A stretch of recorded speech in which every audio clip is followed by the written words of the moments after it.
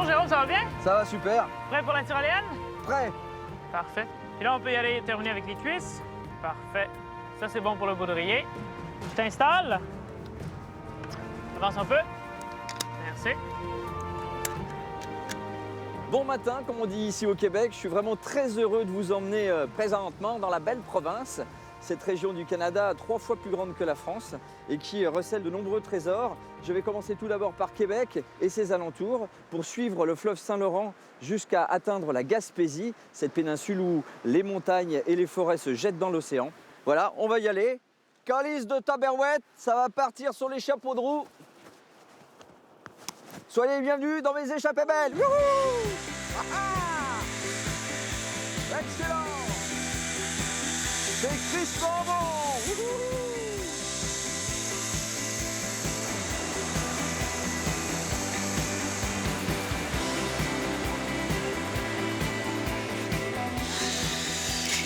Wouhou!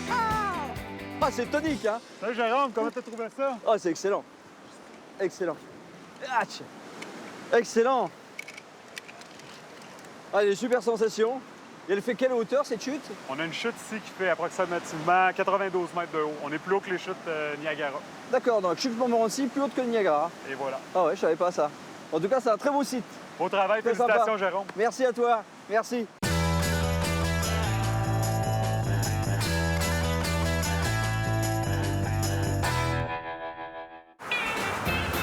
Au Québec, on conduit des chars. Au Québec, ce qui frappe le voyageur, c'est la générosité et la chaleur de la langue française. Je suis sûr que tu penses que j'ai un accent québécois, mais sauf que ici, moi, on me dit que j'ai un accent français. 1, 2, 3, go! On fait un tabarnak de beau vol. Les Québécois sont en prise directe avec leur environnement. C'est quoi ça? Ce qu'on cueille là, c'est un fruit. C'est son organe reproducteur. Très beau cèpe. C'est pas un légume, c'est pas un animal, c'est vraiment un goût unique. Et au milieu coule le Saint-Laurent. À chaque jour, j'ai tout le temps un amour pour ce fleuve-là et pour le travail que je fais ici. On lance. Et là, à mon avis, il y a du saumon. 1, 2. C'est super agréable en tout cas d'être là. Ah, écoute, c'est... Ah, tu me fais un beau cadeau. C'est certain, le bonheur est aussi dans les forêts d'érable. C'est un vieux rêve que je me suis dit qu'avant d'aller dans l'autre monde, il faut quand même que je connaisse ça. Hey Jérôme! Ça va, Yves? Ouais, ça va. Comment t'as trouvé ton expérience, la Oh, tyrolienne, la chute? c'était top, la vue est insensée. Bienvenue à bord. Il y a des bonnes sensations. Hop! Ah ben, bravo. Comment ça va? Ça va? Super Ça va? bien. Très content d'être là. On prend toute la dimension de la chute de Montmorency quand on est comme ça en bas. Ouais, exact. Bon, tu m'emmènes faire un petit tour sur le Saint-Laurent? Alors, Je on me y laisse va. conduire. Alors, le pont de l'île, communément appelé le pont de l'île, qui est le pont Alexandre Tachereau, qui communique avec l'île d'Orléans. D'accord. 37 km de long, 4 de large. Et c'était un des lieux de prédilection là, pour que les Français arrivent au Québec, aux environs de 1608 et plus. D'accord. C'est ça? OK. Donc les Français, quand ils sont arrivés là, la place stratégique leur a plu. Et puis, il y avait du commerce. On fait du commerce de quoi ici? Il y Les avait Français. au départ probablement les fourrures. Ah oui, les fourrures, oui. Après Vous ça, achetez le aux commerce de Indiens. bois pour la construction navale, les D'accord, bateaux OK, de France, OK. les bateaux de roi de France. Quelles sont les caractéristiques du Saint-Laurent? C'est un fleuve qui fait quelle dimension? Qui a plus que 2000 km entre la fin des Grands Lacs et le début du golfe Saint-Laurent, qui est soumis aux marées. Donc, nous, dans la région de Québec, on a 2 cycles de marée par jour, D'accord. avec une amplitude qui varie entre 4 et 7 mètres, tout dépendant de la saison.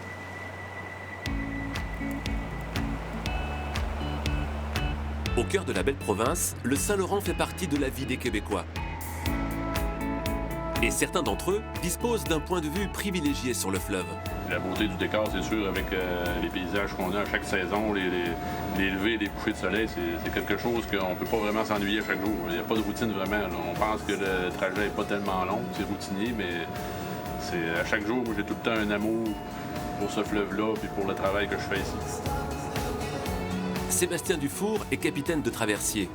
Au nord de Québec, ce bateau est le seul lien entre le continent et une île située sur le Saint-Laurent. On va pouvoir le replacer à bâbord tout.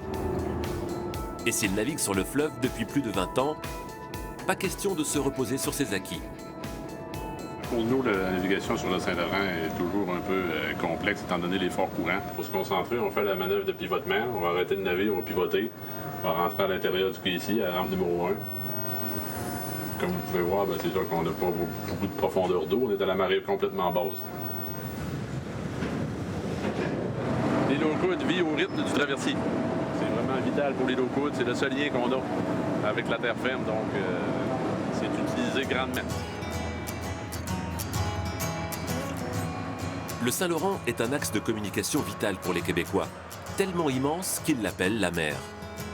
Quelques kilomètres plus en aval, il est pour certains un étonnant jardin. Hey, on s'en va à la pêche aux algues, là. Ça, c'est le bon moment de la journée. On s'en va cueillir la bouffe. Stéphane se présente comme un paysan du Saint-Laurent. Et sur les bords du fleuve, il n'a pas besoin de râteau. Un couteau à pain, un wetsuit. Mais là, on est rendu fin septembre, puis le fret est arrivé. Fait que m'habille toute la pleine combine et mon panier de récolte. Puis j'ai mes trucs ici pour remplir mes bacs, puis... Ah, il y a de la vague un peu aujourd'hui. L'objectif de la journée, récolter le nori atlantique, une algue qui se dépose sur les rochers entre deux marées. Alors, dans sa quête, Stéphane doit s'approcher au plus près des eaux glacées du Saint-Laurent. Faut toujours avoir un œil sur les algues, puis un œil sur la mer pour pas te ramasser fracassé contre le rocher.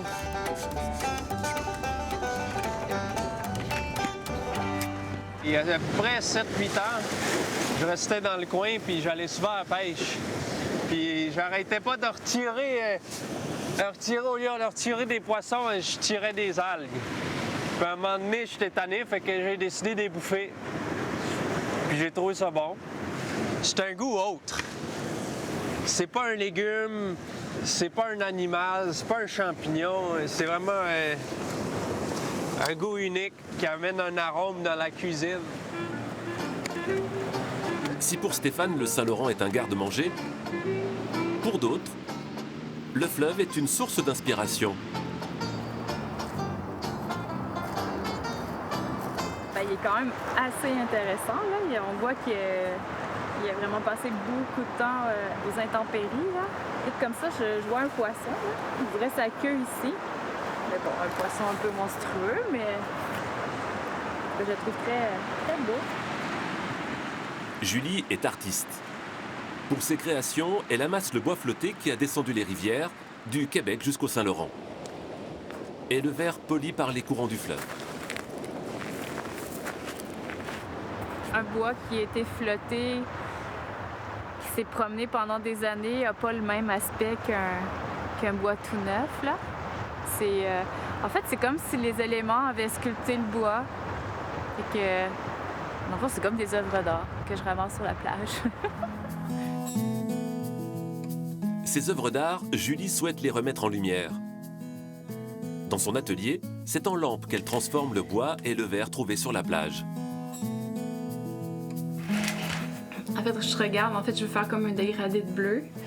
Puis, je regarde les teintes de bleu que j'ai, puis comment je vais les enligner, en fait.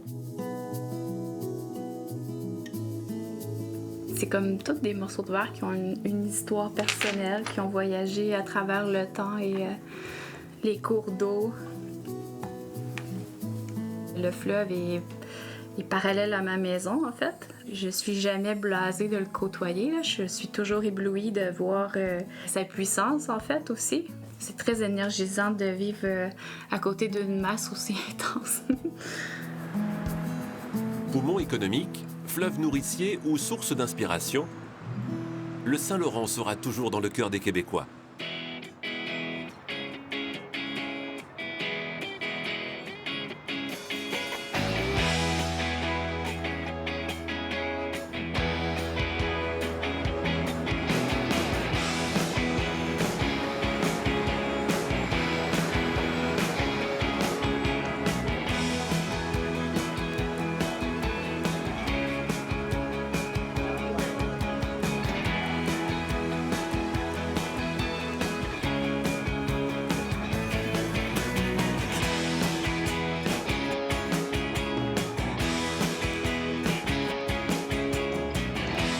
Jérôme. Stéphane. Comment ça va? Ça va et toi? Content de te voir. On va aller se promener un petit peu. Profitons de ce beau temps. Ah oui, il fait beau là. On va aller dans les vieux quartiers un peu. Ouais. On se croirait vraiment en Grande-Bretagne par moment. Hein. Oui, c'est vrai. Ouais. La ville ici, en tout cas la vieille ville, est toujours ponctuée là, par des petites ruelles. Ouais. Et les petites ruelles, il y a toujours une petite pièce artistique qui représente un petit peu la culture. Tu vois, regarde là. Là, tu as un draveur là, qui est fait. Draveur? Draveur, je pense que chez nous, chez vous, on appelle ça le flottage. Ah oui, c'est quand Ouais. on fait le transport de bois par les eaux. Oui. Exactement. Donc, ils faisaient ça au début de la colonie, sur les cours d'eau ici. Donc il ne faut Ça, pas c'est hésiter bien. à venir se perdre dans les rues. C'est clair. Ouais.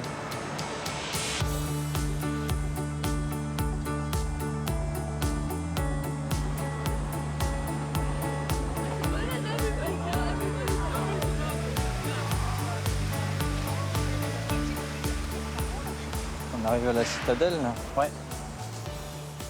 Je n'avais pas souvenir que les fortifications étaient si importantes Si ici. étendu, ouais. Ouais. Mais c'est parce qu'en arrière, c'est la citadelle. C'est un régiment d'infanterie, le 22e régiment, qui est comme le seul régiment d'infanterie francophone.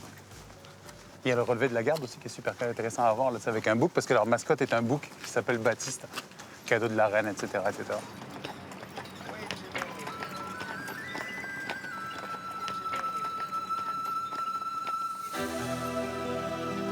Ici, c'est les plaines d'Abraham. C'est là que les Français et les Anglais se sont comme un petit peu disputé l'appartenance du Canada. Un petit peu, oui. Je pense Un que petit les peu Français, beaucoup, même. les colons français se sont fait chasser par les colons anglais, oui. Ouais, exact. Fait que ici, c'est les plaines d'Abraham. C'est vraiment ici que tout s'est passé et que tout a commencé. C'est le champ de bataille. Exact, D'accord. exact.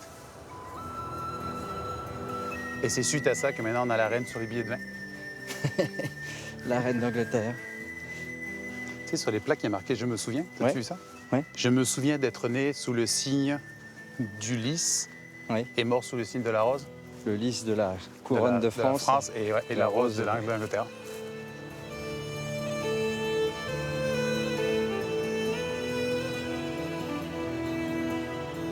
Elle est vraiment agréable cette petite balade en tout Ouais. cas. Ouais. Là, on finit sur le Saint-Laurent. Tout est à la base du Saint-Laurent ici. Ouais. Ouais.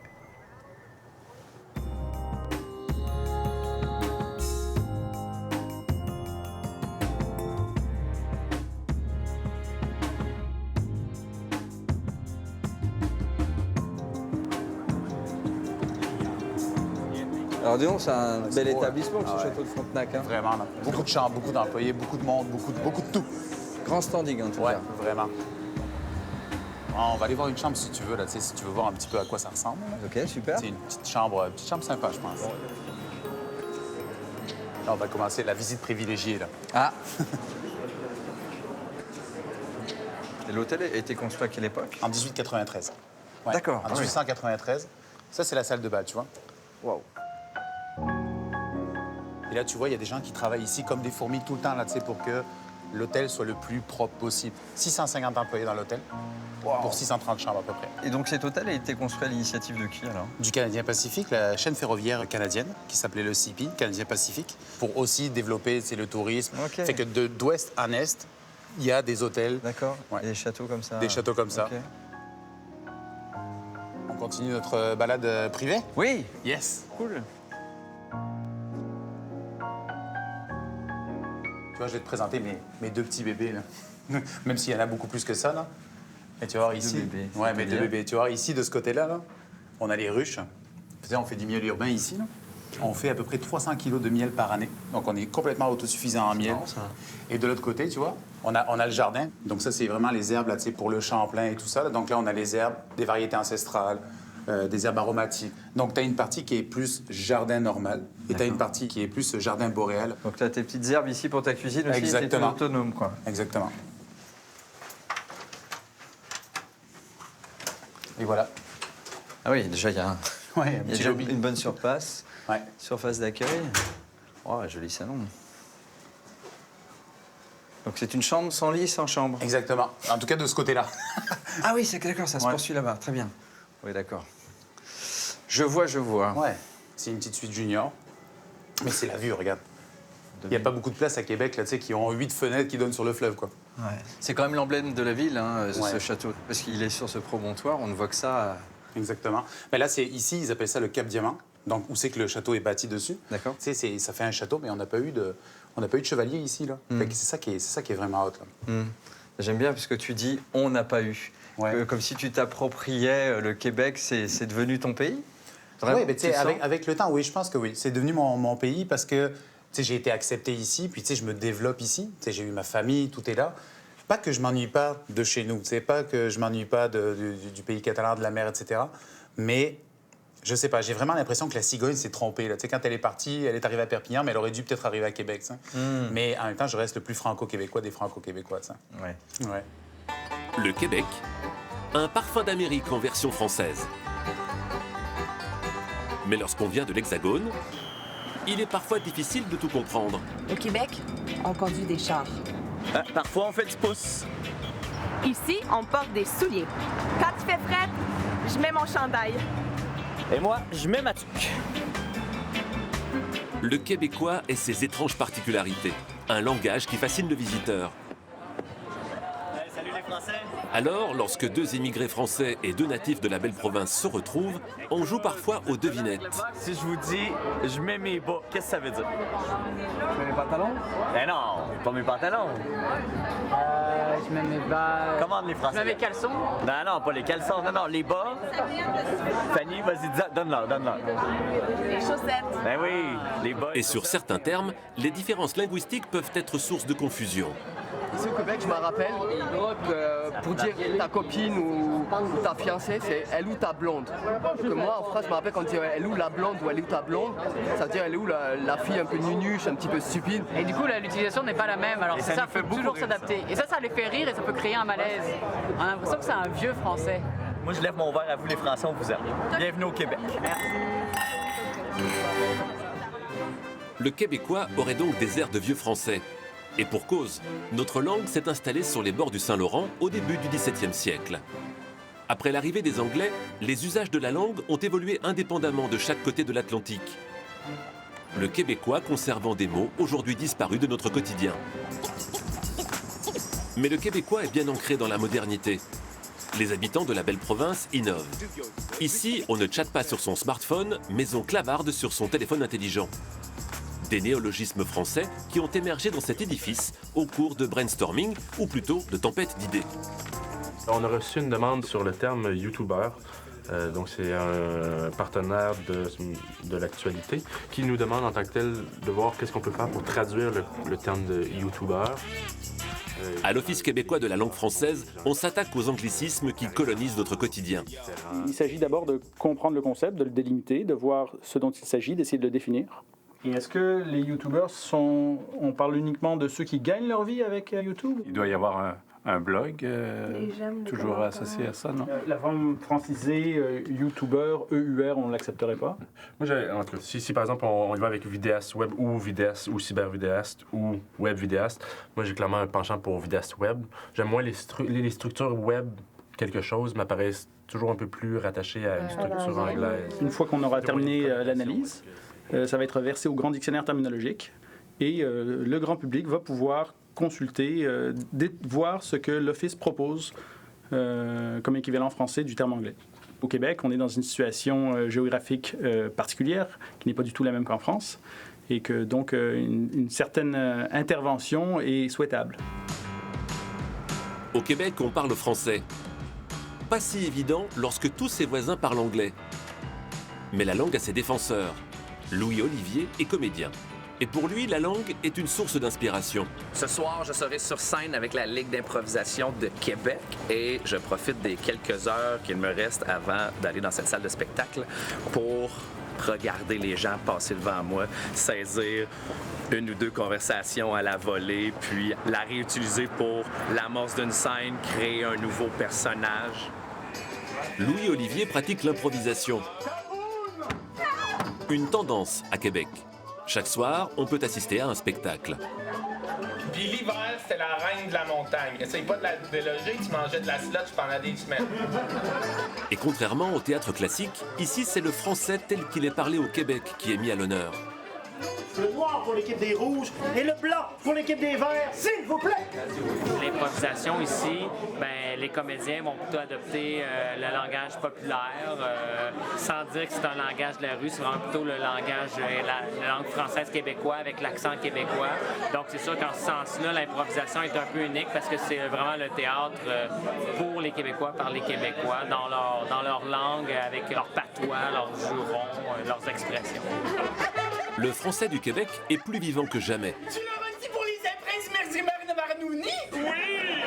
Ils sont là! Et il n'a pas fini d'étonner le visiteur français.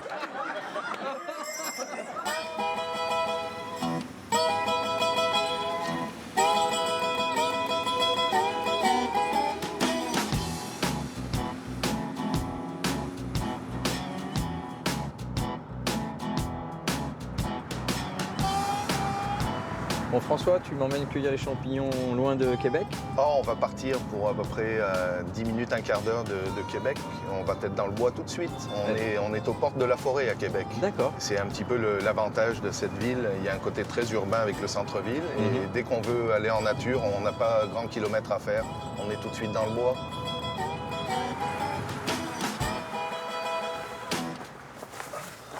Bon Jérôme, tu vas prendre le panier? Oui, ça marche. Petit chapeau rond rouge.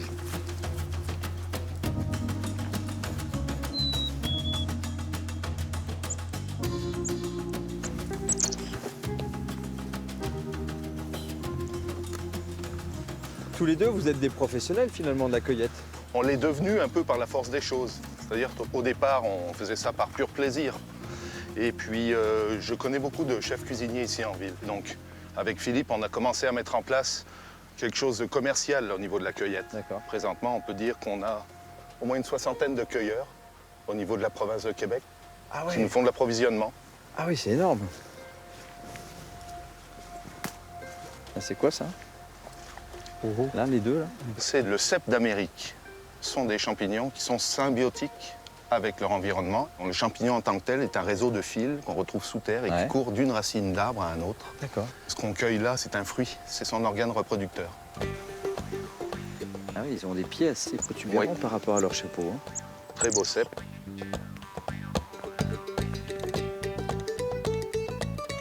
Champi, champi, champi. Et tu cherches quel type de champignon, Philippe, là? On cherche la terre à odeur d'érable. Là, ça pousse dans des endroits... Terre à quoi? À odeur d'érable. OK, donc ça pousse où il y a des érables, j'imagine. Hein? Absolument pas. Non, même pas? D'accord. OK, c'était très logique. C'était très logique. Bon, Jérôme. Oui. On est dessus. Alors, le fameux... Ah oui, c'est fou, ça. Ça sent le sucre. C'est pour ça? C'est pour ça odeur d'érable. Exactement, c'est l'odeur du sucre d'érable. Ah oui, c'est troublant. Les secrets de la nature. Tu vas pouvoir approvisionner plus qu'un chef, alors, avec tout ce qu'on a là. Ah, ça en prend du volume. Ce qu'il faut savoir, c'est que pour 1 kilo de champignons frais, on arrive à avoir 100 grammes de champignons séchés. Bon, Jérôme, maintenant qu'on a trouvé notre Graal, je te propose de faire une petite dégustation de bière. Mais une bière spéciale. Une bière de champignons. Oula. Bon, ben merci, les cueilleurs, au grand cœur. Santé bonne. Bonne santé. Je vais pouvoir ramener ça à Stéphane, du coup, il va être content. Bah, Stéphane t'attend avec impatience pour cuisiner ces merveilles des boisés québécois. Ouais. Ça va être un repas extraordinaire. J'en doute pas.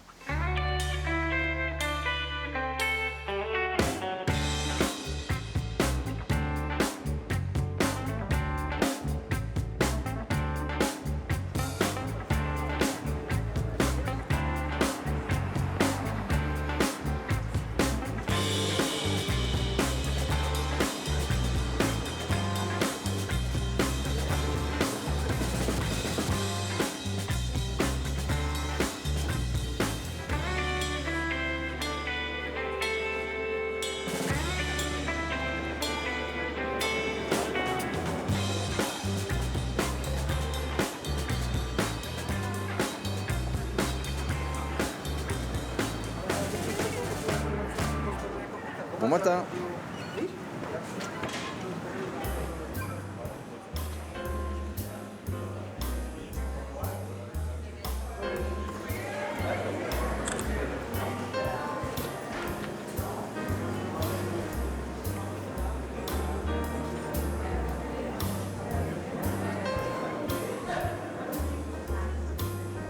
Salut Jérôme. Stéphane. Comment ça va? Ça va et toi? Content de te voir. J'étais en train d'hésiter entre ce manteau-là et ce manteau-là. Moi, je pense que le brun irait mieux. Ouais? Moi, je pense, honnêtement. Là. Bon, le petit chaperon rouge te livre les champignons de notre cueillette avec François. T'as vu François, toi, ouais. c'est ça, hein? Tu sais, t'as dû avoir du fun aussi, c'est un mec sympa. Ah François, ouais, là, c'était t'sais. chouette, très. Il est super versatile, là. Très sympatoche. Ouais. Bon, et tu vas me cuisiner un petit peu les champignons? Exactement. Ok. C'est cool.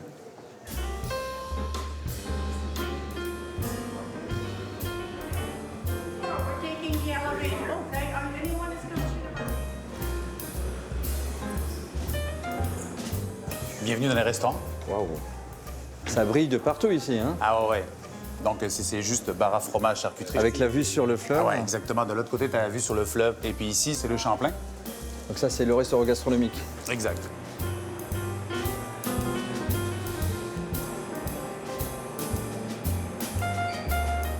T'as-tu vu? C'est Nanook. Salut Nanook. Bon, en tout cas, c'est une belle salle là. Ouais, c'est beau. Ben, ça, c'est le Champlain. C'est le restaurant gastro, un petit peu de la place. Mais qu'on essaye aussi de dynamiser un petit peu le cabinet de curiosité, tu vois, tout ce qu'il y a, tous les petits items. Justement, de rendre ça plus funky, plus accessible. Ouais, exact. C'est incroyable l'accent que tu as. Ouais, là, ça fait 16 ans que je suis ici. Ouais. Donc, en 16 ans, il s'en passe des choses, là. Mais ouais, je suis une éponge, tu sais, j'ai pris beaucoup l'accent, ouais. C'est dingue, t'as les tatous, quoi. Ah ouais, j'ai tout, marrant. exact. Ouais. J'ai la femme, les enfants, tout est là. Et puis là, ben, regarde, on va aller vers la cuisine, là, se diriger là, pour aller cuisiner ces beaux champignons-là. Ouais, tu vas me faire une petite recette du cru. Du cru. Bonjour. Salut Anna. Grande cuisine quand même. Ouais, hein. grande cuisine. Alors, on a trouvé des lactaires, Ouais. des Ah, c'est pas une chanterelles, petite qu'est-ce assiette. qu'on avait d'autre? Des armillaires ventrues. Ouais. Ceux-là, c'est lactaire à odeur d'érable. Là, ça, c'est mes préférés, là. Ah, tu travailles ça Ouais, mais moi, je les travaille rarement en frais, par exemple. Tu sais, moi, je les travaille plus... regarde, j'en ai ici. Ah oui, Moi, je les travaille séchés parce qu'ils souvent à ta développent... carte. D'accord. Ouais.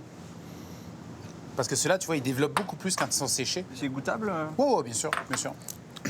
C'est goûtable, mais c'est bon, faut... Ah si, quand même. Ouais. Ils sont juste séchés. T'as rien d'autre Ils sont avec? juste séchés. Ouais, donc c'est Juste fort, séchés. c'est un goût fort. Ouais. Donc finalement, toi, tu as dû t'adapter complètement à ces nouveaux produits, à ces nouvelles choses que tu n'avais jamais travaillées. Quand je suis arrivé ici au Québec, j'ai travaillé pour un restaurateur qui, lui, était français, qui était breton, mais ça faisait comme 20 ans qu'il était ici. Fait que moi, ça m'a beaucoup aidé là, à comprendre déjà, la philosophie des gens, l'implication, comment tu fonctionnes avec le monde, c'est quoi un petit peu culturellement le Québec. Là. Et après ça m'a beaucoup aidé parce que tu arrives, lui, ça fait les 20 ans qu'il est là, donc, tiens, en France, il n'y a pas ça, tiens, en France, tu sais. Donc, oui, tu commences à réfléchir un petit peu plus différemment. On va faire une recette ensemble. Ouais. Une petite recette sympa. Mais là, ce champignon a quand même une particularité. Même s'il a l'odeur d'érable, si tu le laisses mariner plus que 4 minutes, là, on commence à avoir le goût de champignon. Tu vois, on ne le concasse pas non plus, on fait rien de tout ça.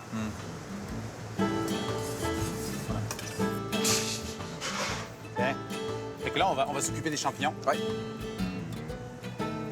Alors, tu m'as pas dit, Stéphane, comment tu étais arrivé au Québec et si t'as emmené ici? Ah, moi, je suis arrivé ici parce que ma femme est québécoise, parce que je l'ai rencontrée sur la Côte d'Azur, à Nice. Ah ouais, donc, d'accord. quand j'ai travaillé là. Ouais. OK. Donc, puis après être resté quelques années avec elle là-bas, elle a eu besoin de... Le mal du pays. Ouais, exact. Elle m'a dit, tu sais, moi, je retourne. Qu'est-ce que tu fais, toi? Écoute, je vais essayer de retourner moi aussi avec. Tant qu'à faire, on va rester ensemble. Est-ce que le fait d'être français, comme on dit souvent, les cousins, les maudits français, mais les cousins quand même, c'est plus facile de s'intégrer dans la communauté québécoise?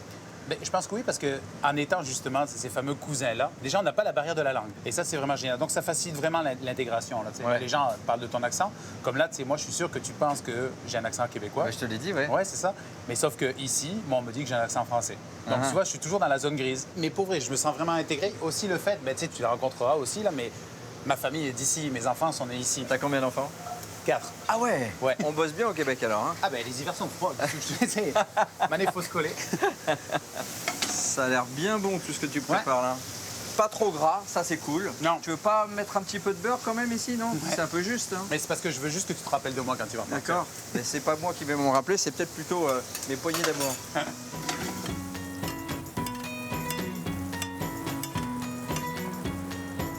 On y va? Pose ça là. Je te laisse faire un petit gueuleton. Le dressage. Ouais. Donc purée de courge, tu sais, qu'on fait avec du miel brut. Puis après ça, là, c'est la saison des pommes. Fait que là, c'est des toutes petites pommettes qui sont super acidulées. Comme ça. Et ça, tu vois, petit cochon de lait là, de la rive sud, là, tu sais, qu'on va voir là directement en face du château. Tu vois, juste laqué comme ça, regarde comme c'est beau. Et là, la petite sauce, là, tu sais, regarde. Au sirop d'érable, sans sirop d'érable. Voilà, un petit gueuleton, regarde. C'est bien ça, dis donc. C'est beau. À ton honneur. Les fameux champignons. Très réussi. Ça me plaît beaucoup. D'ailleurs, j'y retourne. C'est très réussi, bravo. J'aime bien cette petite purée en plus de pommes là. Mais d'ailleurs, demain, nous, on s'en va aux pommes avec la famille, avec tous mes enfants, là, toute ma marmaille. Fait que j'aimerais ça si tu voulais venir avec nous. Avec grand plaisir, puis rencontrer ta famille, ouais, avec plaisir. Ça va être cool. C'est chouette. Ça va être cool. Ok, ça marche, très bien. Parfait. Bah, je finis ça du coup alors. Ouais, et la pomme. Dans les faubourgs de Québec, Véronique est en pleine préparation de sa recette fétiche. Là, je veux avoir vraiment la température parfaite. C'est 67 degrés pour cette recette-là. C'est pas le moment de cuisiner autre chose, hein? C'est consacré au brassage aujourd'hui et je crois que personne ne peut venir se faire à manger. Il n'y a plus de place. C'est la place pour la bière aujourd'hui. Véronique est une apprentie brasseuse. Voilà 4 ans qu'elle compose régulièrement ses propres mélanges.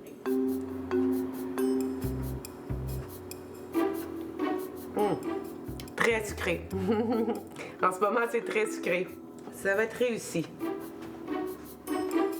Des milliers de Québécois brassent leur bière à la maison. Des précurseurs en la matière. La bière, c'est la boisson qui est le plus populaire au Québec. De plus en plus, autour de nous, les gens sont questionnants. J'ai goûté telle bière de microbrasserie, c'est intéressant. Les gens s'intéressent, se questionnent et quand je leur dis que je brasse à la maison, ils sont très, très intéressés par tout le processus. Et, donc, c'est prêt. Au Québec, le monde de la bière est en pleine effervescence. Le nombre de brasseurs artisanaux, les microbrasseries, explose. Il a été multiplié par 3 en 10 ans. Rousse, blonde ou brune, on en trouve pour tous les goûts. Le Québec serait-il le nouveau pays de la bière?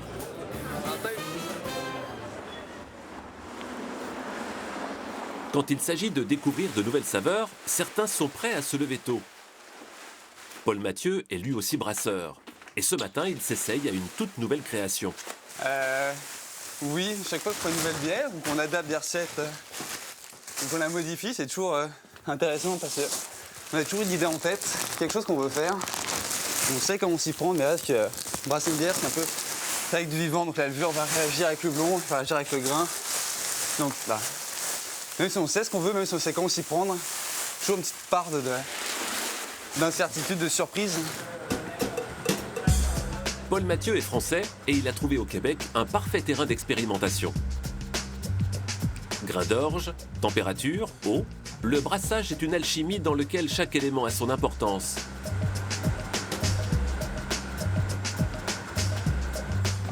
Alors ce matin, pendant 4 heures, il ne ménage pas ses efforts et porte attention aux moindres détails.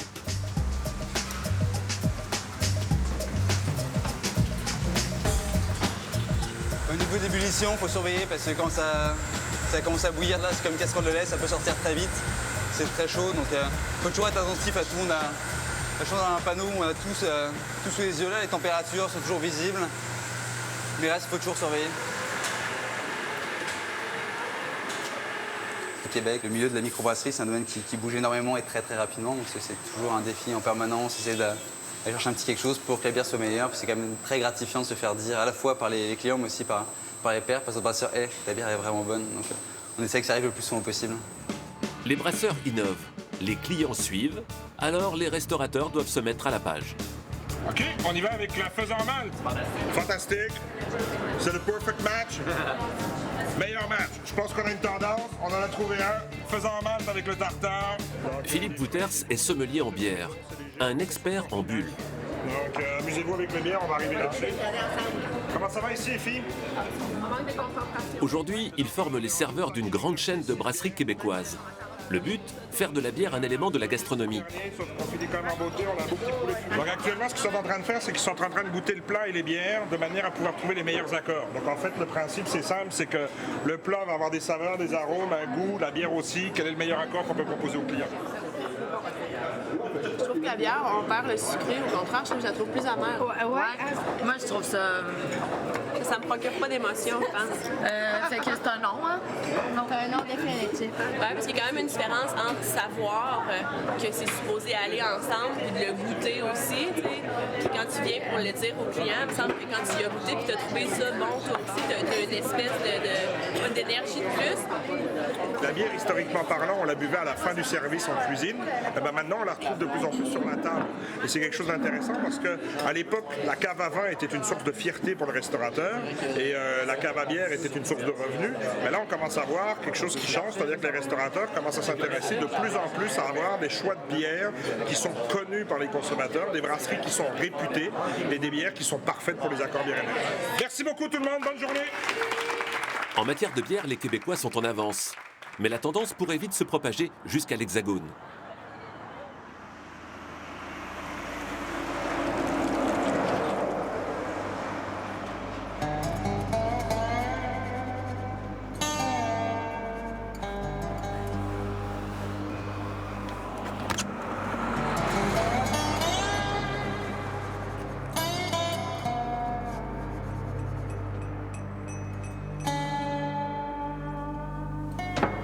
Salut Jean-Sébastien. Bonjour Jérôme, ça va bien? Bon matin, comme on dit. Les mains pleines de cerf-volant. T'as fait bonne route? Ouais, très bien, ouais. Je longe le Saint-Laurent depuis Québec, quasiment. Bienvenue au Mont-Saint-Pierre en Haute-Gaspésie. On est au centre-ville. D'accord, ouais, j'ai vu. C'est tout mignon, ce village-là. Ouais, je dis aux gens la Maison Jaune. Les gens me demandent mon adresse. Je dis la Maison Jaune, on peut pas se tromper. Je l'ai pas raté. Bon, là, c'est ta boutique, c'est l'endroit où tu proposes toutes tes activités. Ouais. On a une boutique de cerf-volant. On donne des cours d'introduction kitesurf, mais l'activité principale, c'est des vols d'initiation de deltaplane. Et pour quelle raison on vole ici? Il y a un microclimat particulier? Microclimat particulier, puis c'est l'orientation de la montagne aussi. La montagne est orientée nord-ouest et les vents dominants sont nord-ouest, avec le fleuve en avant. Puis toute cette aérologie-là fait que c'est une belle place pour voler. C'est un endroit, imaginez, il y a eu des vols de 12 heures ici. Là. Ici, là, justement? 12 heures en vol libre, sans moteur, juste avec l'énergie de la planète. Là. Donc j'initie les gens, ça va être ton tour aujourd'hui. Allez, on y va?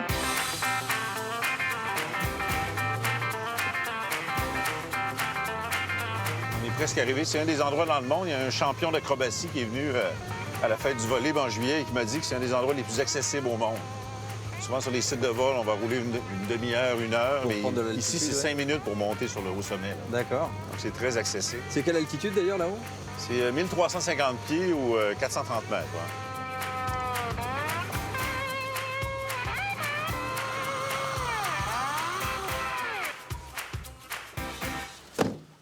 Alors, bienvenue au sommet du Mont-Saint-Pierre. Bon, merci. Joli point de vue. Cette vallée-là a été créée quand les glaces se sont retirées il y a plusieurs milliers d'années. J'étais pas là, mais c'est ce qu'on m'a dit. D'accord.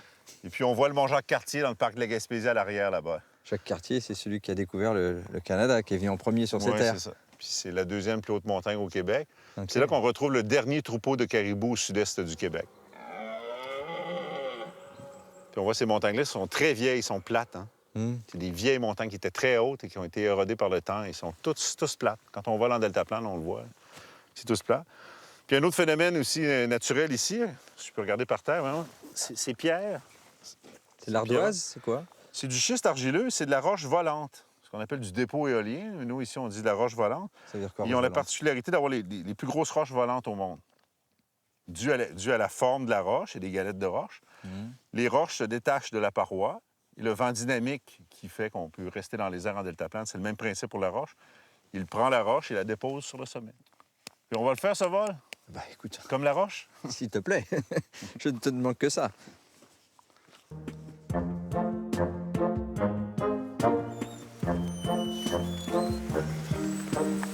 Bon, ben, Jérôme, je viens de vérifier les ailes. C'est comme n'importe quel aéronef, il faut vérifier si notre matériel est bien assemblé en fonction. Tout fonctionne. D'accord.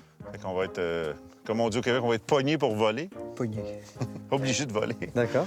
Parce que le matériel est correct, les conditions sont bonnes aussi. On va aller mettre les harnais, on va pratiquer une petite course de départ. Okay. C'est très facile ton rôle, Jérôme. Moi, je m'occupe de piloter tout ça. Ouais. Mais j'ai besoin de ton apport, parce que la différence entre voler seul et en tandem, c'est qu'on est 2 personnes au décollage. Et il faut que les 2 personnes fassent une masse commune, comme si on était un pilote. faut pas toucher mon volant, qui est le triangle de contrôle. Je veux D'accord. pas qu'au décollage, tu fasses un peu comme le réflexe du chat qui est dans les airs, qui veut s'accrocher OK. après quelque chose. Tu fais seulement tenir ça. Tu forces pas, mais tu laisses ta main comme ça. C'est un occupe-main. On va occuper l'autre main hein, aussi. Et ton autre main, tu vas mettre ton pouce ici dans ma bordure de harnais. Comme ça. Et tu ne me serres pas. Tu détends ta main. C'est comme des partenaires de danse quand on met la main sur la taille de quelqu'un. Et on regarde l'horizon. C'est très important pour la concentration, pour réussir un bon vol. On regarde l'horizon. Ouais. Je vais te faire une simulation avec mes mains. Ça, c'est mon corps, ça, c'est ton corps. On est comme ça, Jérôme. Ouais. Puis on regarde l'horizon. Je vais dire, Jérôme, est-ce que tu es prêt? J'espère obtenir un bon oui positif de ta part. Oui. Après, je vais dire 1, 2, 3, go. Tu vois mes mains? 1, 2, 3 et à go, on enclenche la course. D'accord. Il faut qu'on reste ensemble. Bien synchronisé, que nos deux masses fassent une masse. OK. Est-ce que tu es prêt, Jérôme? Prêt!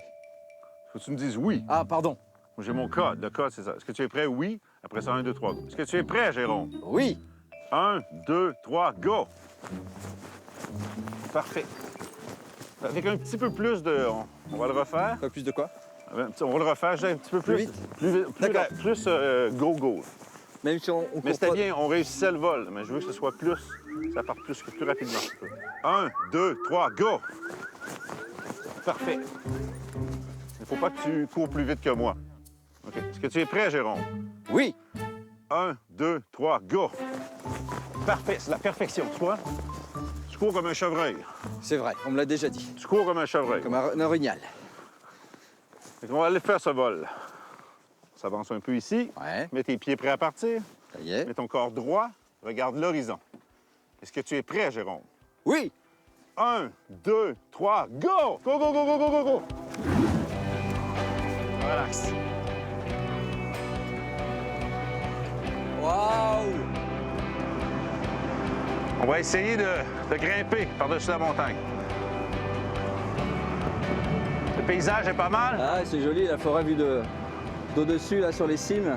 On voit déjà les couleurs de l'automne arriver, hein. Ça commence à devenir un peu plus roux. C'est joli le roux, d'ailleurs. Hein. Là, sur notre droite, c'est toujours le Saint-Laurent. On n'est pas encore à l'océan. Hein. C'est le fleuve Saint-Laurent, mais tout le monde l'appelle la mer ici. Oui, bah oui, vu l'immensité. Et Mont-Saint-Pierre juste en dessous. Oui, le petit village de 200 personnes.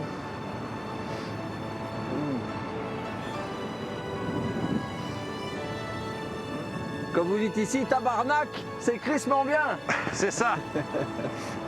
On fait un tabarnak de beau vol. Oui. Tu veux que je te fasse un peu d'acrobatie? Oh, ben si tu t'amuses, oui. Mets la main sur ton harnais. Ouais. Quand on vole, on vole. Et quand on fait ça, on ne vole plus. Waouh!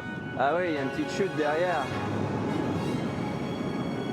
C'est un peu comme les roller coasters, comme les montagnes russes. Alors là, on est dans le nuage, c'est génial. T'es en train de me convertir, tu sais ça? C'est bien. Comment t'as découvert le vol libre comme ça, toi? J'ai un ami ici qui volait.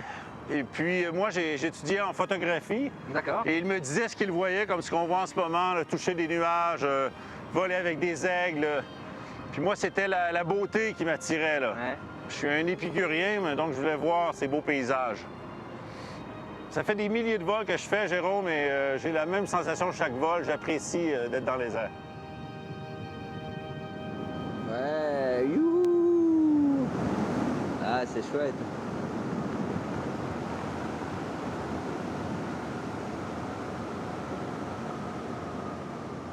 C'est correct. Avec le titre redescendre, waouh.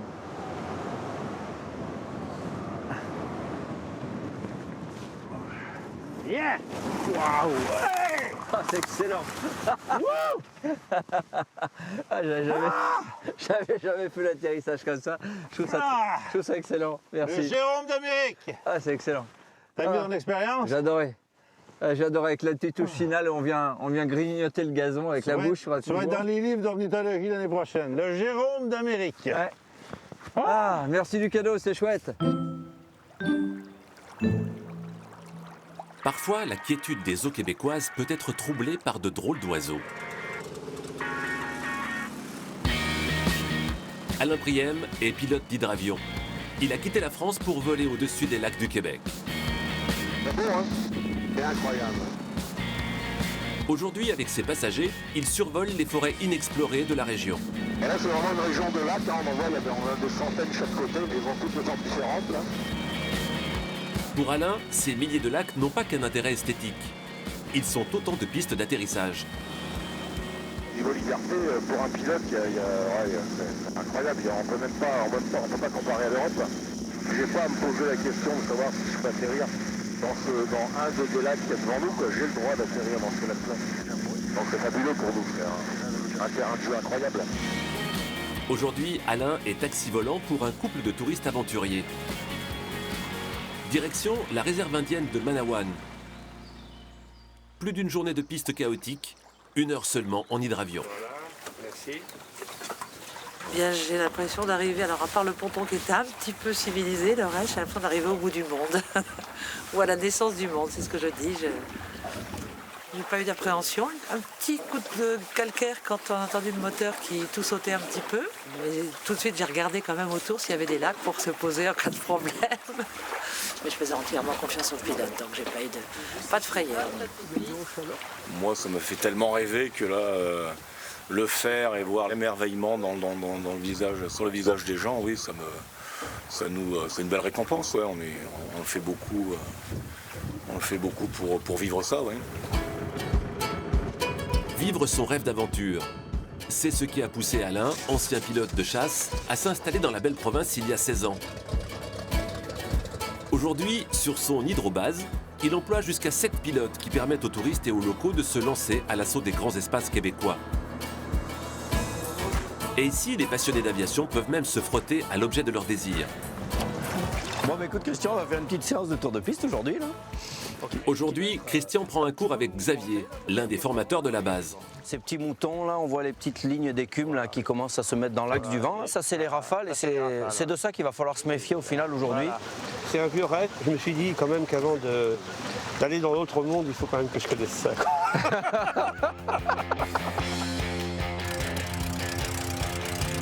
C'est parti pour 1 heure d'exercice. Christian est pilote d'avion depuis plus de 40 ans. Mais à 71 ans, sur cet appareil à flotteur, il redevient un simple élève. Tu veux qu'on monte à combien? Oh, voilà, du moment que tu es au-dessus du relief qui est à droite, là, quand tu as la place de faire demi-tour, on fait demi-tour. C'est magnifique, il n'y a rien à dire, mais on n'a pas trop le temps quand même. Parce qu'il faut se concentrer, alors... Surtout quand on est vieux comme moi, les neurones, il y en a moins, alors... C'est moi qui regarde le paysage. C'est un peu revenir aux origines, parce que c'est vrai que nos avions, là, sont plutôt sommaires, hein. On n'a pas d'écran tactile, on n'a pas de mini-manche, on n'a pas tout ça, là. Et puis, il y a de l'aérologie à prendre, il faut étudier son vent, il faut regarder les arbres, il faut regarder plein de choses, là, que sur une piste, on regarde plus trop au final, parce qu'on nous donne toutes les informations pour se poser, quoi. L'amérissage, justement, Christian va devoir s'y atteler. Et avec ce vent, la tâche n'est pas si simple. Allez, là tu regardes sur le côté, tu gères ton arrondi, t'arrondis doucement, là tu viens chercher ton assiette d'atterrissage. Vas-y, continue encore un peu, Voilà, tiens le nez, voilà. Joli. Ah, il est bien celui-là.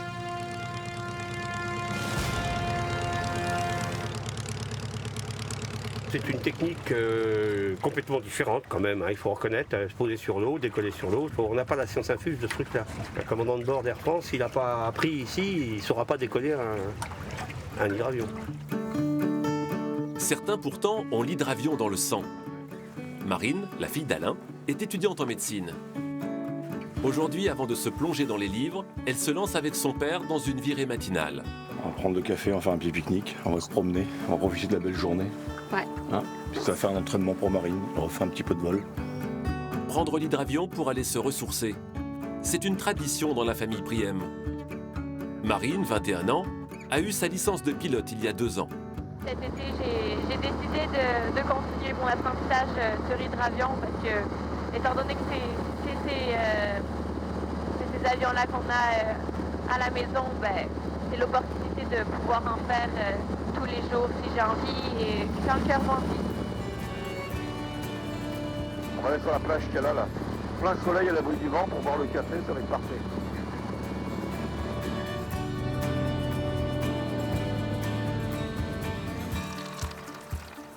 L'hydravion, c'est un engin de liberté qui s'affranchit de toutes les contraintes d'un aéroport, on le voit. Et je pense que c'est un privilège d'utiliser un hydravion pour venir découvrir des endroits pareils, des coins pareils. C'est quelque chose que je lâcherai pas. Puis j'aimerais bien plus pouvoir évoluer autant sur le plan de l'hydravion que dans mes études. C'est quelque chose que j'aimerais bien concilier ensemble, pouvoir me déplacer en hydravion par exemple, aller dans le Grand Nord, chez les Inuits pour justement côté professionnel la médecine, mais pouvoir me déplacer avec mon propre avion, ça serait génial. Alain et sa fille ont encore des milliers de lacs à explorer. Pour leurs hydravions, autant de pistes d'atterrissage.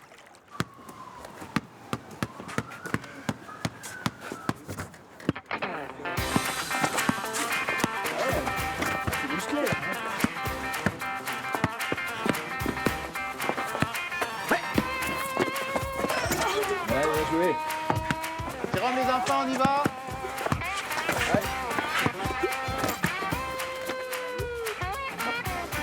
On a été dans une partie enflammée là. Ah ouais, là c'est y avait la une NBA votre truc. Ah bah c'est un truc de dingue hein. Hop. Direction l'île d'Orléans alors. Ouais, on va s'en va aux pommes. cueillir les pommes.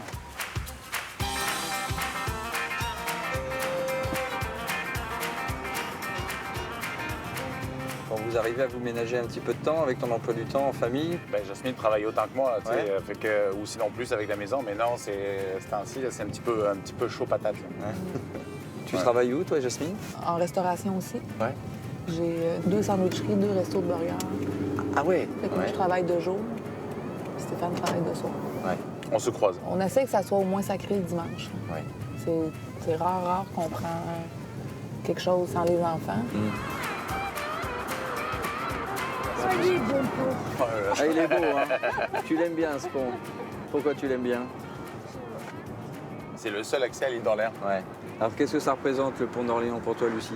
Ben, c'est beau, là. On va toujours cueillir soit des fraises, des pommes, des trucs comme ça. Ouais. C'est la nature et en même temps le plaisir de partager un moment en famille. Ouais.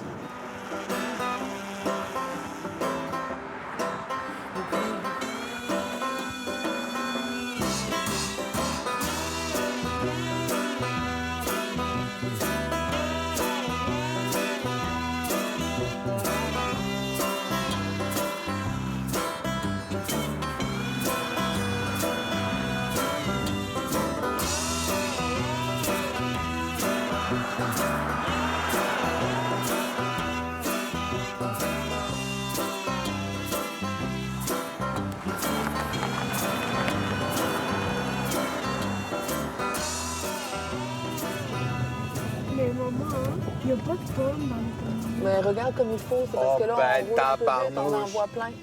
Il y en a là, regarde. T'inquiète pas, Il y en on a va en 6. trouver des pommes, Jeanne, t'inquiète pas.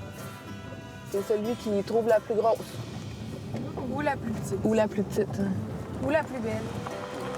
Regarde, Jeanne, comment il y en a des pommes. Aïe, aïe, aïe. Tu as vu? Oh là là, le nombre de voitures. Attends de voir la quantité de pommes.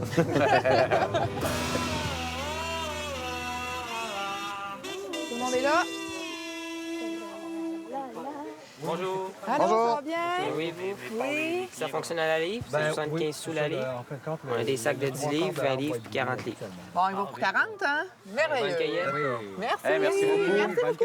Merci. Allez, hop. Ils ont toujours l'air plus grosses. Vous avez déjà attaqué hein. Est-ce qu'on peut commencer à les mettre dedans? Ben ouais, mais il faut y goûter, savoir ce que vous aimez. Alors? Parfait. T'aimes bien? Qu'est-ce qui est pire que de trouver un verre dans une pomme? J'ai trouvé 2 verres dans une pomme. Un demi-verre dans une pomme. Quand tu croques, c'est quand tu trouves un demi-verre dans une pomme, là, c'est que l'autre moitié. C'est que c'est pas bon signe, c'est que le boîtier est dans ta bouche. Ouais, c'est ça. Je le sens bien blagueur, Ludo. Hein.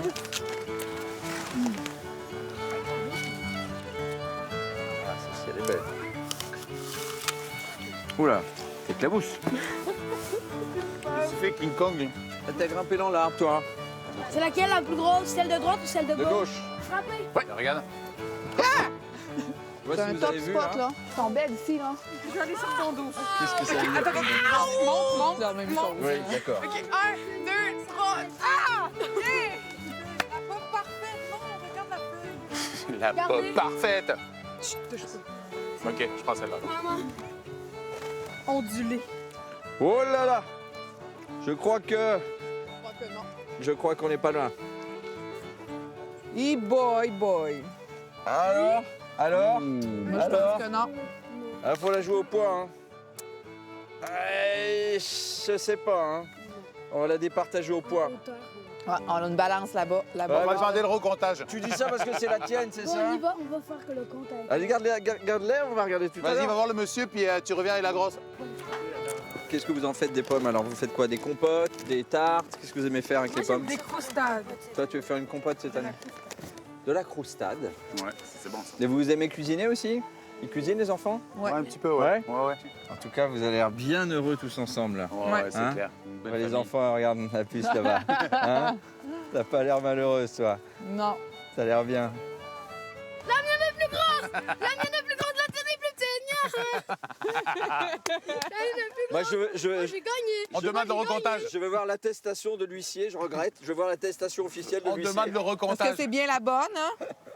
Bah ouais, la tienne est plus grosse, Ouais. bien sûr. Qu'est-ce que tu gagnes, hein? La fierté! Alors, verdict? 4000 livres.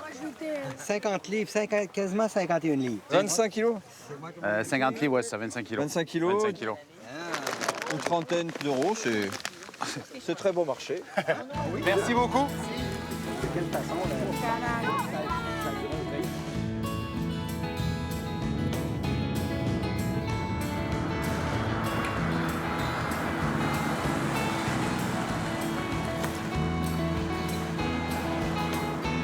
Allez, les mecs. Là, du coup, c'est la petite pause casse-croûte maintenant. Pause casse-croûte. C'est quoi le pogo? C'est comme un bâton avec de la pâte puis une saucisse à l'intérieur. Je connais pas ça. C'est la meilleure chose au monde. La meilleure chose au monde à ce point-là. Donc tu me conseilles de prendre un pogo pour goûter. Hey boy. D'accord. Je suis pas sûr que t'es prêt. Si je voyage pour pas goûter les spécialités. Non, c'est vrai, t'as raison. Et Je peux goûter? Ah ben, ça, je suis d'accord. Ça va prendre une poutine minimum, c'est le plat national québécois. Bah je sais. Ben, ça, elle est bonne, c'est sûr, dans les cantines. Mais là, moi c'est je vais toujours goûter bon. ça, ouais. La poutine et le pogo. Ouais. Bon appétit, tout le monde! Bon appétit. Toi, t'avais demandé pogo. Pogo et Poutine, sûrement. poutine. Donc ça c'est frit, il y a une saucisse à l'intérieur. Ouais. C'est un beignet. Ah, je t'avais dit que t'étais pas prêt. C'est 15 000 calories à la bouchée, je pense. Ouais. C'est un concept. Ah ouais, c'est... Mais tu sais, la cantine fait partie du rituel. panorama estival, tu sais. Parce que la cantine, tu sais, ça ferme l'hiver, il n'y a plus rien qui se passe. Hein. Donc, tu sais, c'est peut-être notre dernière cantine de l'année.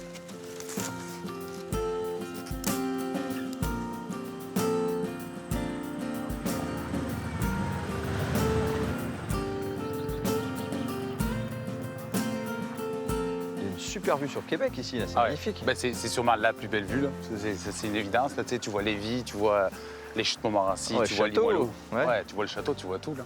Toi, justement, le pays te manque de temps en temps, tu penses à ça? Moi, ce qui me manque, c'est la mer. C'est fou, hein. Tu sais, moi, je suis un mec d'eau. Ici, c'est rare que j'ai l'occasion de me baigner parce que l'eau est froide, même dans les piscines. C'est souvent, il faut que ce soit à 30 degrés, moi, pour que ce soit Ouais. bon, là. Fait que la mer me manque. Mais j'ai retrouvé d'autres choses. J'ai comblé, tu sais, mon plaisir ou, tu sais, mon ennui par d'autres choses. Mettons la pêche, la chasse, tu sais, un petit peu d'outdoor, tu sais. D'être à l'extérieur. Ouais, exact, Voilà. exact. Parce que c'est vrai que, bon, se baigner dans le Saint-Laurent, c'est pas la même que se baigner à Perpignan. Ah ouais, non, c'est pas du tout pareil, là. Bon, en tout cas, moi, j'ai passé une super journée. Hein. Ouais, c'est génial, franchement, là. Et 2 super journées, même. Parce que Ouais. hier, j'ai quand même la chance de voir des choses au château qui étaient... Ouais, c'est de voir aussi, tu sais, privilège. l'envers de la médaille, tu sais. Parce que, Mhm. tu sais, même si je travaille au château, même si, tu sais, à la fin de la journée, tu sais, on reste des êtres humains, là, tu sais. Puis moi, c'est des trucs comme ça me fait vibrer, quoi. Tu sais, manger un burger, ça marche pas.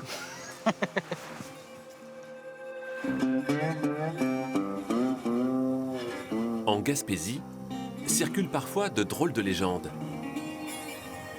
Pendant longtemps au Québec, On pouvait voir marcher le long des routes des hommes venus de nulle part, mais de partout. On les appelait les quêteux. On les invitait à dormir en dedans pour qu'ils nous racontent des histoires à coucher dehors.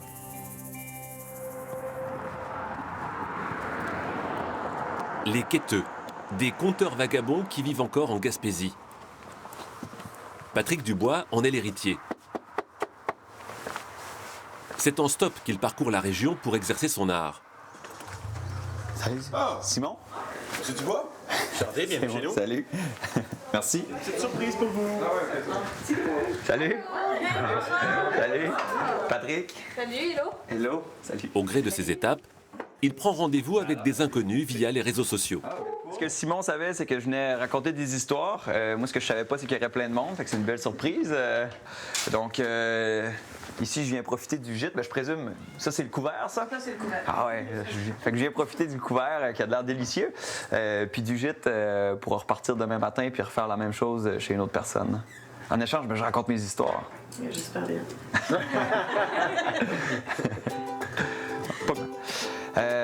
L'histoire que je vais vous conter ce soir se passe il y a à peu près 200 ans ici en Gaspésie. Il y avait une famille qui vivait là, on les surnommait les Tibertes Bugeaud. Pauvre fils courait. Pendant 1 heure, le conteur va mettre en scène ses personnages imaginaires.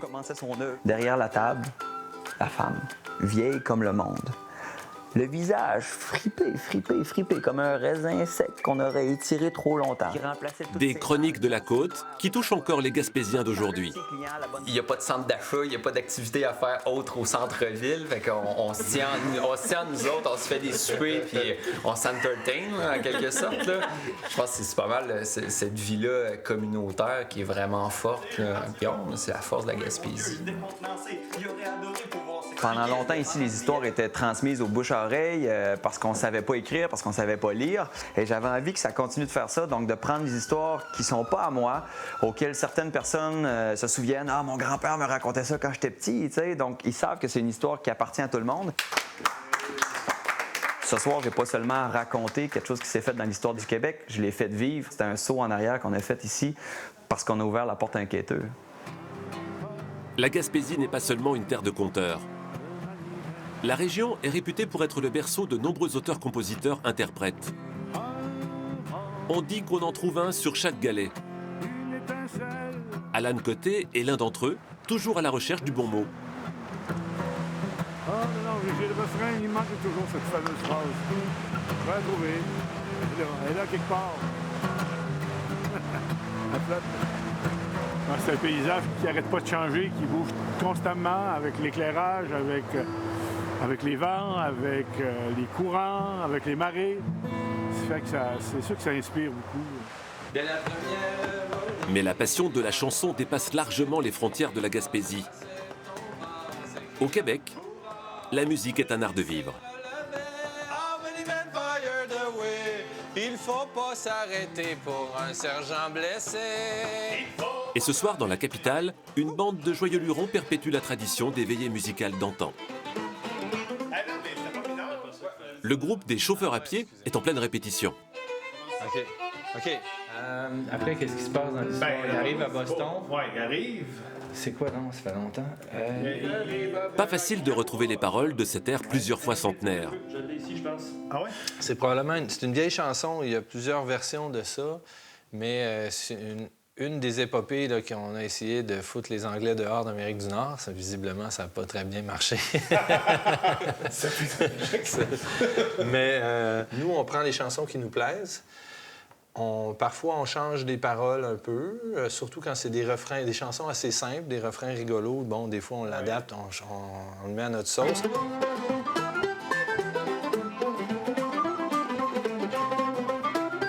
On dirait qu'il y a comme une espèce de beauté dans cette musique-là, dans ce répertoire-là, qui est consacré par la tradition orale, c'est-à-dire que ces pièces-là ont traversé le temps, se sont transmises de personne à personne, donc nécessairement, c'est que les gens les aimaient. Il y a comme une espèce de beauté consacrée par ce phénomène-là. Mais ces chansons, les chauffeurs à pied ne veulent pas qu'elles soient cantonnées à leur salon. À Québec, il n'y a pas un jour sans musique. Chaque soir, on joue dans les bars. Là où ces airs populaires trouvent leur public. chansons, des airs instrumentaux, de l'alcool, du plaisir, des belles filles. C'est ça les soirées. Au Québec, à la nuit tombée, tout finit toujours en chanson. Bon ça. Jérôme poursuit sa découverte du Québec Relax. dans un parfait équilibre entre action On fait un tabarnak de beau vol. et contemplation. Ça sent le sucre. Les secrets de la nature.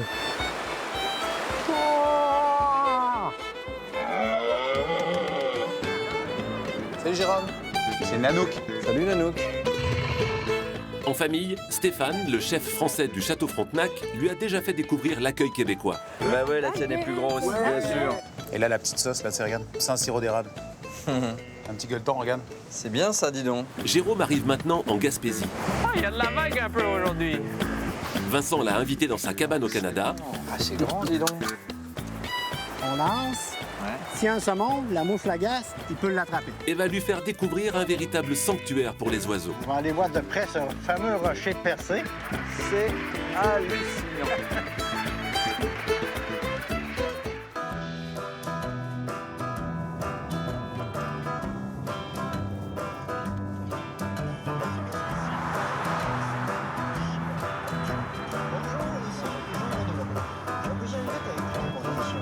J'arrive.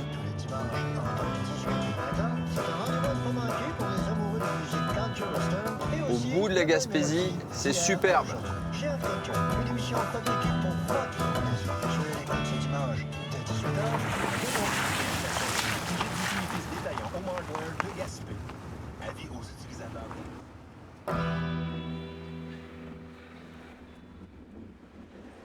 Tiens, tiens. Hey, bonjour Jérôme, comment ça va? Comment Hey, ça va, content Vincent? de te voir. Moi aussi content d'être au bout du monde. Ben oui, bienvenue au Centre culturel Le Griffon. C'est le centre culturel, ouais. Eh D'accord. oui, c'est un bâtiment qu'on a sauvegardé, la population. Oui, Avec c'est une ça. petite boutique là, un resto.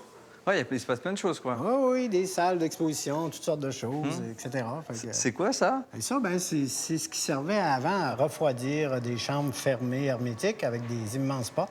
C'était un entrepôt frigorifique? Oui, D'accord, pour vraiment conserver le un poisson et tout ça? congélateur, Congélateur. toutes sortes de noms, frigidaire. Ah, j'aime beaucoup le lieu.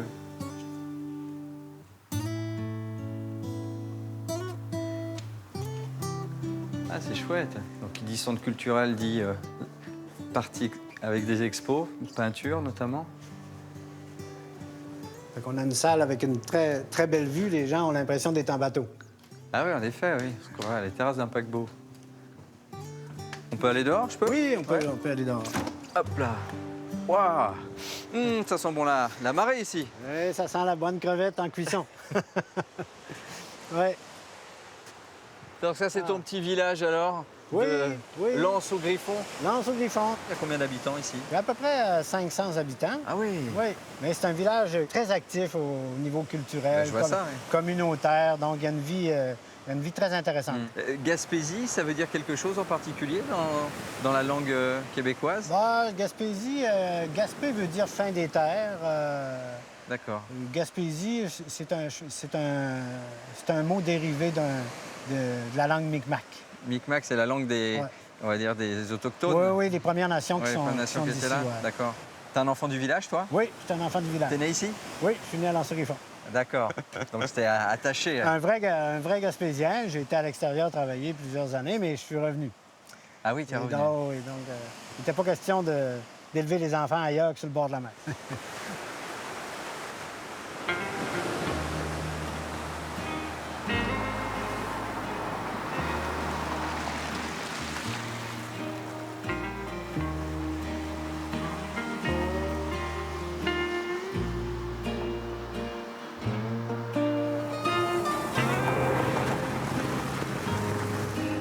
Oula!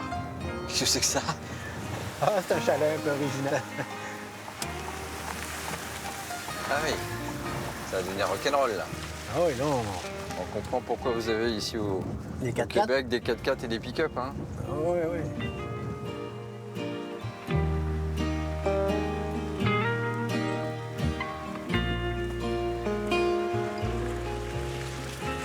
Ah, excellent.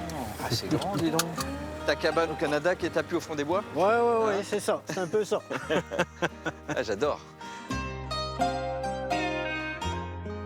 Ouais, faut pas trop regarder les détails parce que c'est moi qui l'ai construit. Mais t'es super doué, dis donc. Ah ben... Tu sais tout faire, toi, hein? Tranquillement, tranquillement. C'est génial. C'est toi qui as fait ça? Oui. Ouais, je peux monter. Et puis tout le matériel de pêche, là, oui, avec les cuissardes. Le matériel de pêche est prêt, donc un peu de lumière. Oh oui, ben c'est l'énergie solaire, hein? On est... l'énergie solaire qui nous fournit en lumière, particulièrement. D'accord. Et qu'est-ce que tu aimes faire ici, alors? Quand tu viens là, tu fais quoi? Bon, ben ici, de la marche, hein, un petit peu de chasse aussi, quand c'est le temps de la chasse. Donc Je vois ça. Oui, on peut chasser l'orignal, le cerf, les perdrix, etc. Et tu reçois aussi des amis, de la famille, un peu, ici? Oui. Ben, on vient souvent, moi et ma conjointe, on adore ça, on passe beaucoup de temps ici. Puis, ben, des amis aussi, des amis qui viennent chasser, mais des amis aussi, on vient prendre des parties de cartes, des parties de poker, donc des belles soirées, des soupers entre gars, disons. On n'a pas à conduire. Tout le monde dort ici. Et c'est vraiment intéressant. Je vois ce que tu veux dire. Je pense qu'on ne doit pas s'ennuyer avec toi. Non, on s'ennuie pas.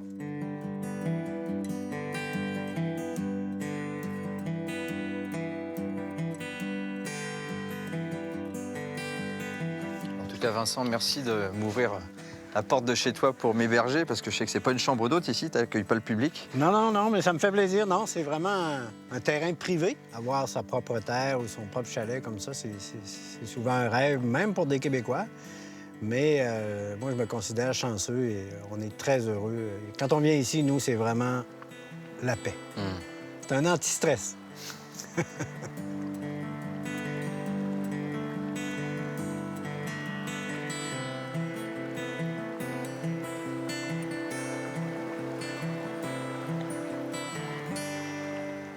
Oh, qu'est-ce qu'on va être bien ici, là. Oui.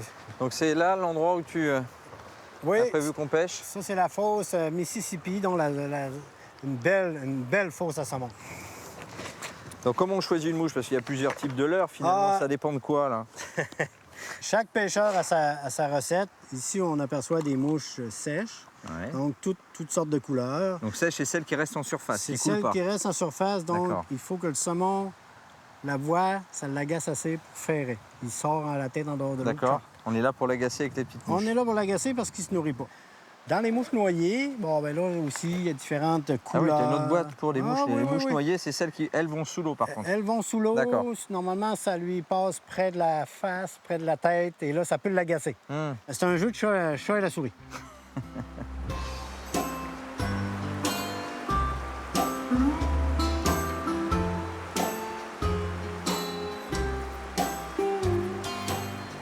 Donc, la technique de la mouche noyée, on balaie la fosse. On lance et on voit la mouche qui fait un mouvement circulaire. Fait que s'il y a un saumon, la mouche l'agace, il peut l'attraper. D'accord. Et là, à mon avis, il y a du saumon. Une pêche. D'accord. Donc toi, tu le sens. Il commence. Ah ouais, moi, T'as un pif à saumon, comme on dit. j'ai souvent un pif à saumon. Disons que je suis assez chanceux. J'ai des bons résultats. T'as des bonnes notes. Oui. Cette année, 2016, donc 9 saumons. Ah ouais? Oui. Hé, Jérôme, t'as vu? Ça, c'est un saumon qui est sorti de l'eau. Nous, on dit qu'il saute. Là? Juste devant? Oui. Mais non. On l'a vu complètement en dehors de l'eau. On pense qu'il vient nous faire un clin d'œil, là. Tu me fais marcher? Non. Il saute comme ça? Ah oui, ça surprend toujours. C'est toi qui l'as agacé, tu crois? Ah, peut-être, mais je ne sais pas. Il voulait te regarder, il voulait te dire bonjour. Ah, c'est bien élevé, là, un saumon de Gaspésie. Hein. Ça fait qu'on fait un test? Allez, ça marche. OK. Merci. Et... Ah, c'est bien. On y va, OK. 1, 2.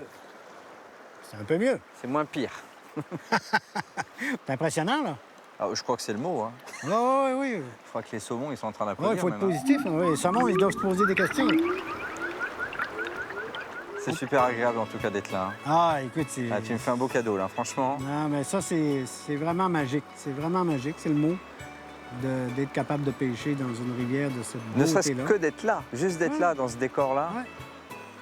C'est aussi ce que je viens chercher quand je viens au Québec. Tu vois, Ouais, c'est hein? un peu ce qu'on vient chercher tous, ce bol de Ah, d'air moi, pur et de nature. je perds la notion du temps. T'as l'impression d'être à la retraite alors que t'as que 14 ans et demi, là. C'est ça? Oui, T'as pas plus, ça? À l'automne, dans les forêts québécoises, on entend parfois de drôles d'animaux. J'imite la femelle qui est en chaleur. Ça donne une tonalité un peu plus élevée, avec un peu de trémolo dans l'intonation.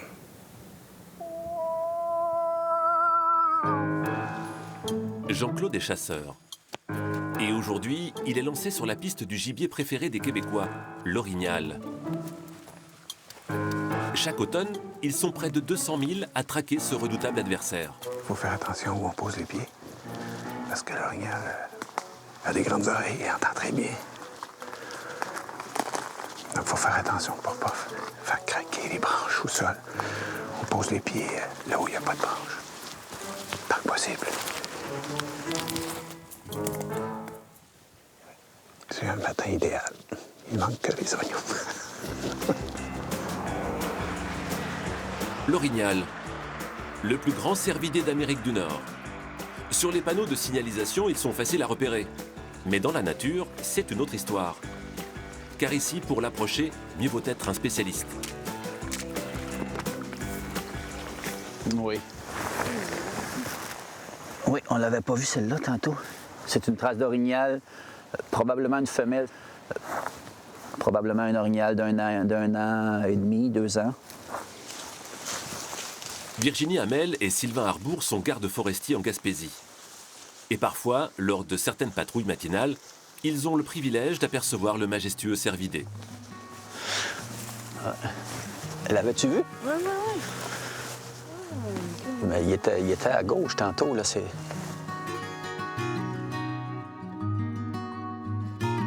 On est au cœur du parc de la Gaspésie, il y a plein d'orignaux. C'est un habitat qui est quand même...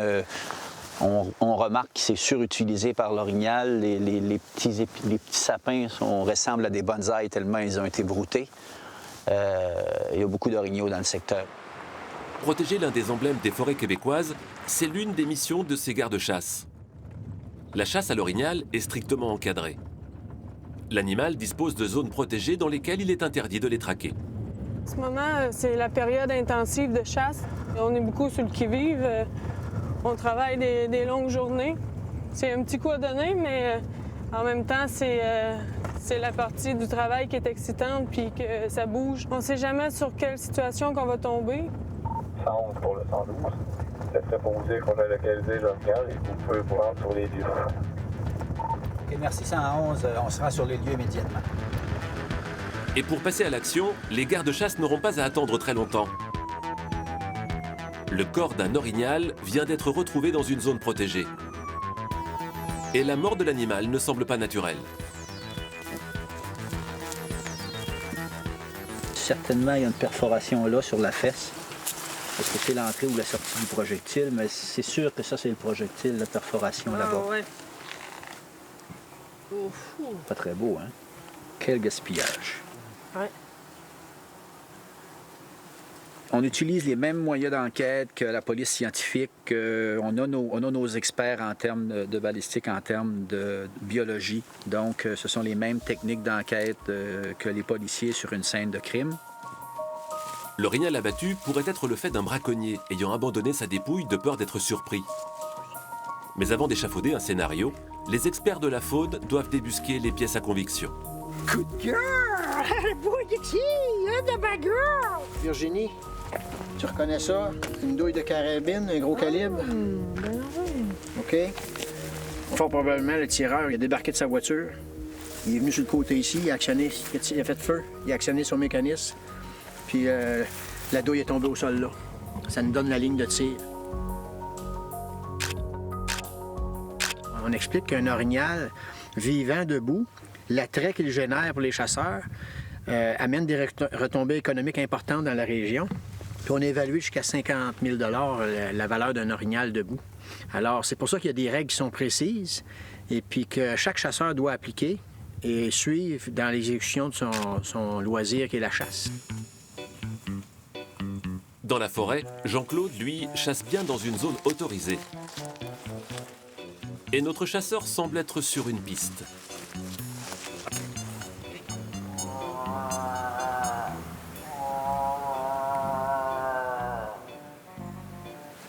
Là, on vient de localiser l'orignal dans la montagne. Ça se rapproche. Un orignal, à une centaine de mètres. Mais dans cette position, impossible pour lui de faire mouche. On suit à la trace, on essaie de le localiser. Une fois qu'on l'a localisé, on essaie de faire en sorte qu'il nous approche pour qu'on puisse avoir le tir parfait. Là. Tirer en forêt avec une arbalète. Comme ça, ici, là, il y a beaucoup de branches. Avoir la trajectoire parfaite, là, c'est difficile. Donc, l'orignal a beaucoup de chance de son côté. Aujourd'hui, comme bien souvent dans les forêts québécoises, c'est l'orignal qui a gagné la partie.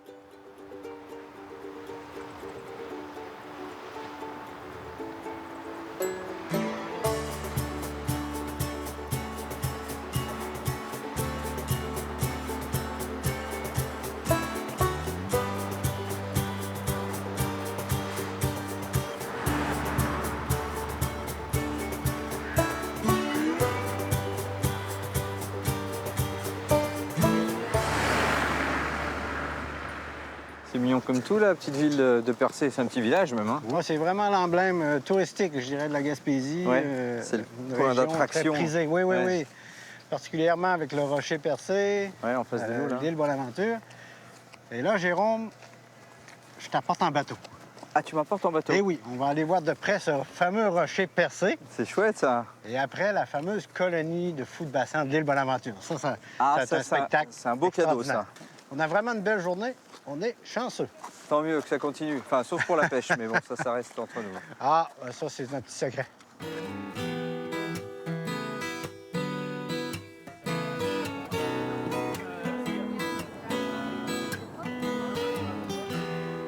Bon, Jérôme, le fameux rocher de Percé. Hein? Alors, on dit le rocher de Percé, mais c'est un rocher percé? C'est le rocher Percé. Percé. À Percé. À Percé. D'ailleurs, le village de Percé porte son nom. Porte son nom. En rapport à ça, j'imagine. Eh oui, donc un immense bloc. Ah, c'est sympa. C'est de toute beauté. Bon matin, messieurs. C'est Vincent. Bonjour, hey, Vincent, Vincent est là. Bonjour, Régis. Bonjour les messieurs, ça va bien? Je te présente Jérôme. Hop. Faites attention à la marche est haute. Oui, c'est pas grave. Ah.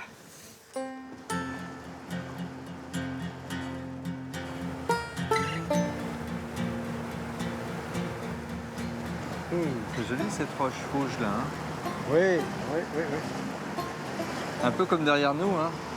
Il y a un petit côté Colorado ici. Hein. Un petit côté Colorado, hein?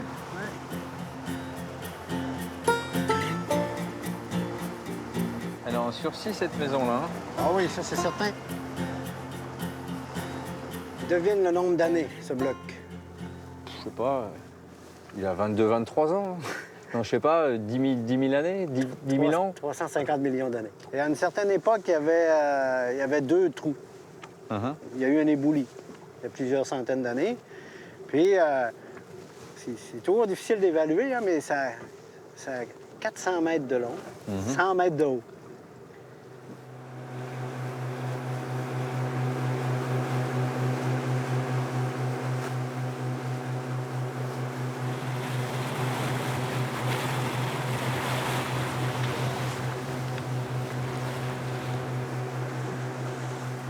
Et Jérôme, c'est impressionnant? Ouais, c'est dingue. C'est juste dingue. C'est la colonie. Ça fait un bruit incroyable, hein? Oui, c'est impressionnant, hein? On dit de la jasette. De la jasette, tu dis, toi? Ça jase. Ah oui, ça jase. Ça fait un peu de bruit. Ouais. Ça chante.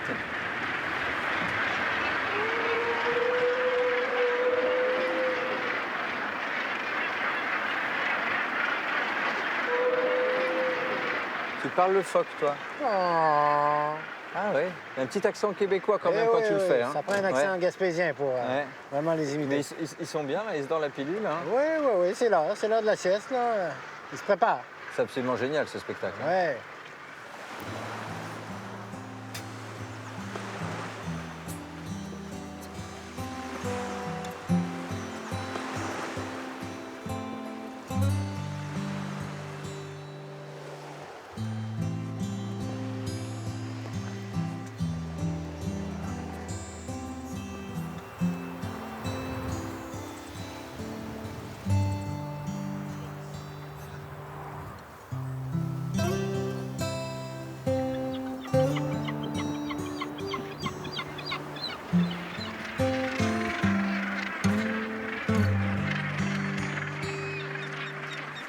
C'est des fous qu'on entend, hein, fous de bassin?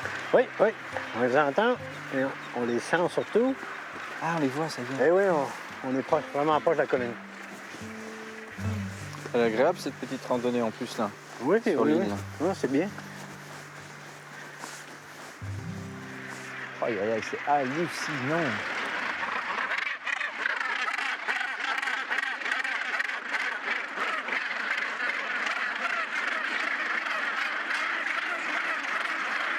On a partout. Oui. Fabuleux. Et là, Jérôme, on voit les immatures, couleur plus grise. Certains ont encore un peu de duvet. D'accord.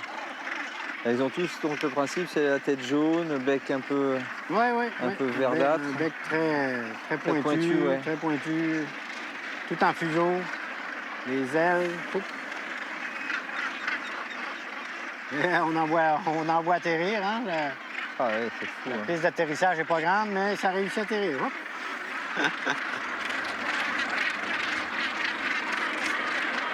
Et voilà. Hop. C'est beau, je trouve que le vol, quand il plane, là, est Surtout, sublime. ouais, surtout, Très, très beau. Et ça chante beaucoup, hein. Oui. C'est très bavard. Oui, très bavard. Ouais. Donc, toutes sortes de sons.